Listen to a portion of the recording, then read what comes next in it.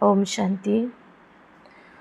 आज बाबा के 5/9/2024 के मुरली के साकार महावाक्य हैं। मुरली का सार है, मीठे बच्चे, तुम्हें यहाँ प्रवृत्ति मार्ग का लव मिलता है, क्योंकि बाप दिल से कहते हैं, मेरे बच्चे, बाप से वर्षा मिलता है।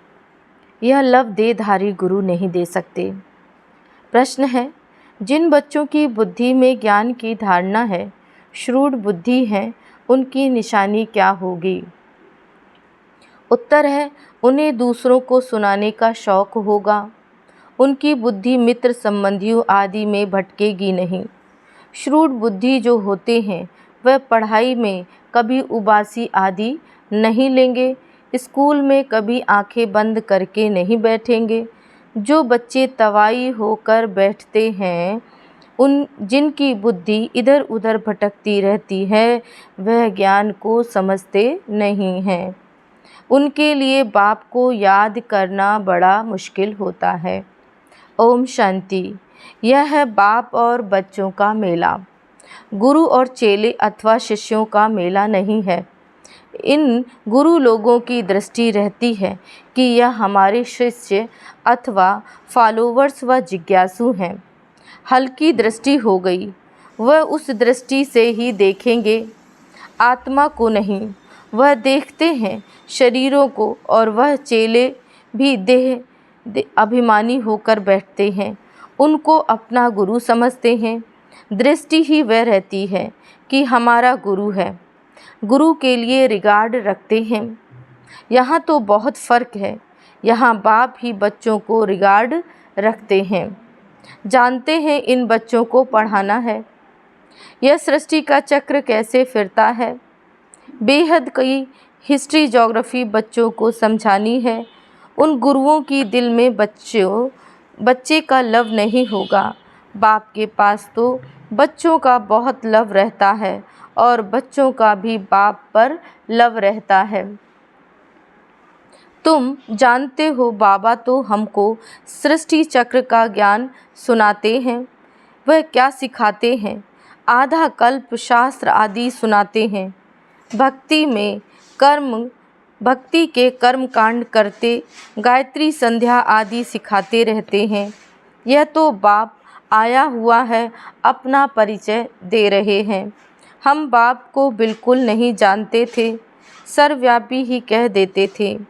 कभी भी पूछो परमात्मा कहाँ है, तो झट कहेंगे वह तो सर्वव्यापी है। तुम्हारे पास मनुष्य जब आते हैं तो पूछते हैं, यह क्या सिखाया जाता है? बोलो, हम राजयोग सिखाते हैं, जिससे तुम मनुष्य से देवता अर्थात राजा बन सकते हो। और कोई सत्संग ऐसा नहीं होगा जो कहे हम मनुष्य से देवता बनने की शिक्षा देते हैं। देवताएं होते हैं सतयुग में, कलयुग में है मनुष्य। अब हम तुमको सारे सृष्टि चक्र का राज समझाते हैं, जिससे तुम चक्रवर्ती राजा बन जाएंगे, और फिर तुमको पावन बनने की बहुत अच्छी युक्ति बताते हैं। ऐसी युक्ति कभी कोई समझा ना सके। यह है सहज राजयोग। बाप है पतित पावन, वह सर्वशक्तिमान भी है, तो उनको याद करने से ही पाप भस्म होंगे, क्योंकि योग अग्नि है ना। तो यहाँ नई बात सिखाते हैं। यह ज्ञान मार्ग है। ज्ञान सागर एक ही बाप होता है। ज्ञान और भक्ति अलग अलग है। ज्ञान सिखाने के लिए बाप को आना पड़ता है, क्योंकि वही ज्ञान सागर है। वे खुद आकर अपना परिचय देते हैं, मैं सबका बाप हूँ। ब्रह्मा द्वारा सारी सृष्टि को पावन बनाता हूँ। पावन दुनिया है सतयुग, पतित दुनिया है कलयुग। तो सतयुग आदि कलयुग अंत का यह संगम युग है। इसको लीप युग कहा जाता है। इसमें हम जंप मारते हैं। कहाँ पुरानी दुनिया से नई दुनिया में जंप मारते हैं। वह तो सीढ़ी से आहिस्ते आहिस्ते नीचे उतरते आए। यहाँ तो हम छी दुनिया से नई दुनिया में एकदम जंप मारते हैं, सीधा चले जाते हैं ऊपर। पुरानी दुनिया को छोड़ हम नई दुनिया में जाते हैं। यह है बेहद की बात। बेहद की पुरानी दुनिया में ढेर मनुष्य हैं, नई दुनिया में तो बहुत थोड़े मनुष्य होते हैं जिसको स्वर्ग कहा जाता है। वहाँ सब पवित्र रहते हैं। कलयुग में है सब अपवित्र। अपवित्र रावण बनाते हैं।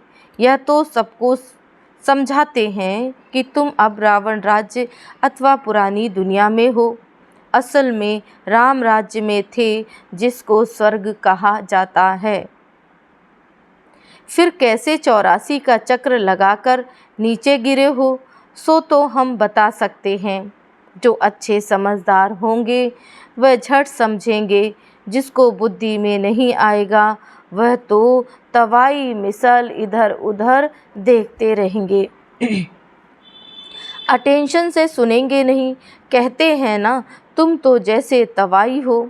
सन्यासी लोग भी जब कथा बैठ सुनाते हैं तो कोई कोई झुटका खाते हैं या अटेंशन और तरफ रहता है तो अचानक उनसे पूछते हैं क्या सुनाया।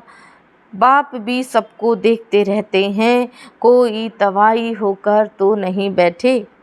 अच्छे श्रूड बुद्धि बच्चे जो होते हैं वह पढ़ाई में कभी उबासी आदि नहीं लेंगे। स्कूल में कभी कोई आंखें बंद करके बैठे यह तो कायदा नहीं है। कुछ भी ज्ञान को समझते नहीं। बाप को याद करना उनके लिए बड़ा मुश्किल है। फिर पाप कैसे कटे। श्रूड बुद्धि तो अच्छी रीति धारण कर औरों को सुनाने का शौक रखते हैं।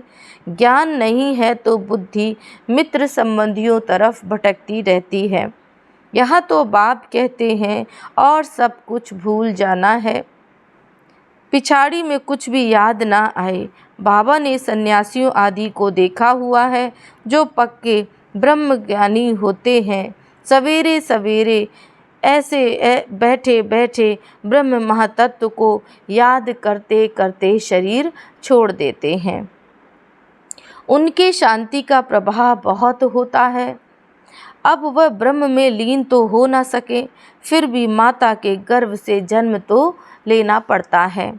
बाप ने समझाया है, वास्तव में महात्मा तो श्री कृष्ण को कहा जाता है। मनुष्य तो बिगर अर्थ ऐसे ही कह देते हैं। बाप समझाते हैं श्री कृष्ण है संपूर्ण निर्विकारी, परंतु उनको सन्यासी नहीं देवता कहा जाता है। सन्यासी कहना व देवता कहना उनका भी अर्थ है। यह देवता कैसे बना, सन्यासी से देवता बना।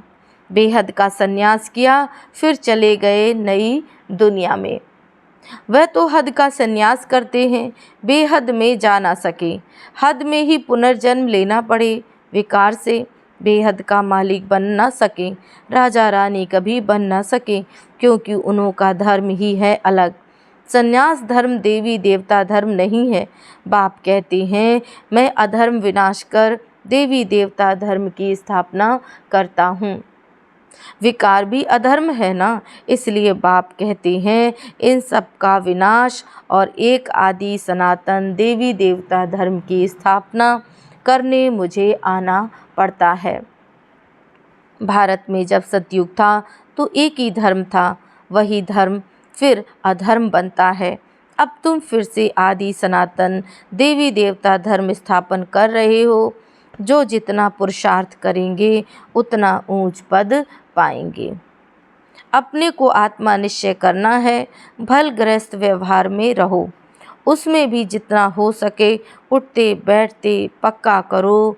जैसे भक्त लोग सवेरे उठकर एकांत में बैठ माला जपते हैं, तुम तो सारे दिन का हिसाब निकालते हो। फलाने समय इतनी याद रही, सारे दिन में इतना समय याद रही, टोटल निकालते हो। वह तो सवेरे उठकर माला फेरते हैं। भल कोई सच्चे भक्त नहीं होते हैं। कईयों की बुद्धि तो बाहर भी भटकती रहती है। अभी तुम समझते हो भक्ति से फ़ायदा कुछ भी नहीं मिल रहा है। यह तो है ज्ञान जिससे बहुत फ़ायदा होता है। अभी तुम्हारी है चढ़ती कला। बाप घड़ी घड़ी कहते हैं मन मना भव। गीता में भी अक्षर है, परंतु उसका अर्थ कोई भी सुना नहीं सकेंगे, जवाब देने आएगा नहीं। वास्तव में उसका अर्थ लिखा हुआ भी है। अपने को आत्मा समझ दे के सब धर्म छोड़ मामेकम याद करो। भगवान वाच है ना, परंतु उनकी बुद्धि में है श्री कृष्ण भगवान। वह तो देहधारी पुनर्जन्म में आने वाला है ना, उनको भगवान कैसे कह सकते हैं। भल गांधी जी को बापूजी कहते थे, परंतु बाप बच्चे का संबंध नहीं कहेंगे। वह तो फिर भी साकार हो गया। तुमको तो समझाया है अपने को आत्मा समझो। इसमें जो बाप बैठा है वह है बेहद का बापूजी। लौकिक और पारलौकिक दोनों बाप से वर्षा मिलता है, बापूजी से तो कुछ भी नहीं मिला। अच्छा, भारत की राजधानी वापस मिली, परंतु यह वर्षा तो नहीं कहेंगे। सुख मिलना चाहिए ना।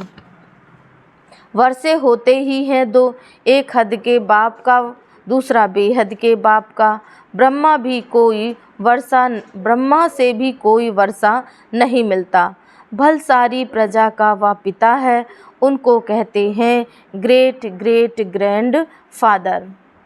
वह खुद कहते हैं मेरे से तो तुमको कुछ भी वर्षा नहीं मिलता, जबकि यह खुद कहते हैं मेरे से वर्षा नहीं मिल सकता, तो उस बापूजी से फिर क्या वर्षा मिल सकेगा? कुछ भी नहीं। अंग्रेज़ तो चले गए, अभी क्या है? भूख हड़ताल, पिकेटिंग, स्ट्राइक आदि होती रहती है। कितना मारा मारी होती रहती है, कोई का डर नहीं है। बड़े बड़े ऑफिसर्स को भी मार देते हैं। सुख के बजाय और ही दुख है, तो बेहद की बात यहाँ ही है। बाप कहते हैं पहले पहले तो यह पक्का निश्चय करो कि हम आत्मा हैं, शरीर नहीं हैं। बाप ने हमको एडॉप्ट किया है, हम एडॉप्टेड बच्चे हैं। तुमको समझाया जाता है बाप ज्ञान का सागर आया है और सृष्टि का राज समझाते हैं, दूसरा कोई समझा ना सके। बाप कहते हैं दे सही दे के सब धर्मों को भूल मामेकम याद करो। सतो प्रधान जरूर बनना पड़ेगा, यह भी जानते हो। पुरानी दुनिया का विनाश तो होना ही है, नई दुनिया में बहुत थोड़े होते हैं।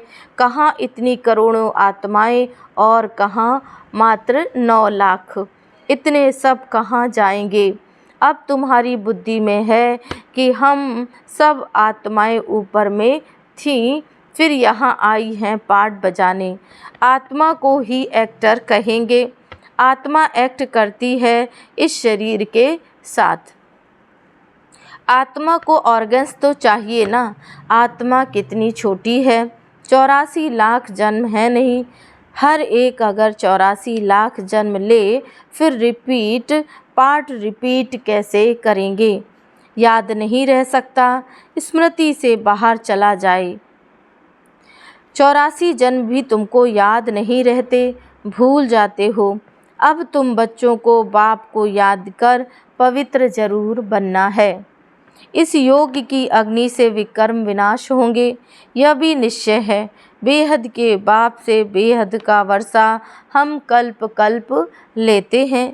अब फिर स्वर्गवासी बनने के लिए बाप ने कहा है कि माँ में कम याद करो, क्योंकि मैं ही पतित पावन हूँ। तुमने बाप को पुकारा है ना, तो अब बाप आए हैं पावन बनाने। पावन होते हैं देवता, पतित होते हैं मनुष्य। पावन बनकर फिर शांति धाम में जाना है। तुम शांति धाम जाना चाहते हो या सुख धाम आना चाहते हो? सन्यासी तो कहते हैं सुख काग विष्टा के समान है, हमको शांति चाहिए। तो वह सतयुग में कभी आ नहीं सकेंगे। सतयुग में था प्रवृत्ति मार्ग का धर्म, देवताएं निर्विकारी थे, वही पुनर्जन्म लेते लेते पतित बनते हैं। अब बाप कहते हैं निर्विकारी बनना है, स्वर्ग में चलना है, तो मुझे याद करो तो तुम्हारे पाप कट जाएं, पुण्य आत्मा बन जाएंगे, फिर शांति धाम सुख धाम में आएंगे। वहाँ शांति भी थी, सुख भी था, अभी है दुख धाम। फिर बाप आकर सुख धाम की स्थापना करते हैं। दुख धाम का विनाश चित्र भी सामने है। बोलो अभी तुम कहाँ खड़े हो? अभी है कलयुग का अंत, विनाश सामने खड़ा है, बाकी जाकर थोड़ा टुकड़ा रहेगा। इतने खंड तो वहाँ होते नहीं। यह सब वर्ल्ड की हिस्ट्री ज्योग्राफी बाप ही बैठ समझाते हैं। यह पाठशाला है। भगवान उवाच पहले पहले बाप का परिचय देना पड़ता है। अभी कलयुग है, फिर सतयुग में जाना है, वहाँ तो सुख ही सुख होता है। एक को याद करना वह है अव्यभिचारी याद। शरीर को भी भूल जाना है।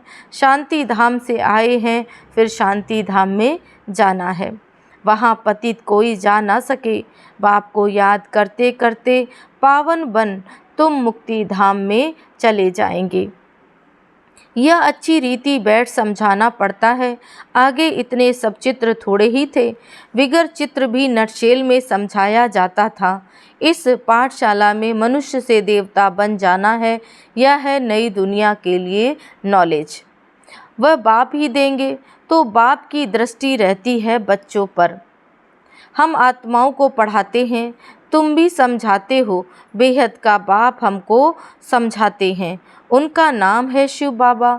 सिर्फ बेहद का बाबा कहने से मूझ जाएंगे, क्योंकि बाबाएं भी तो बहुत हो गए हैं।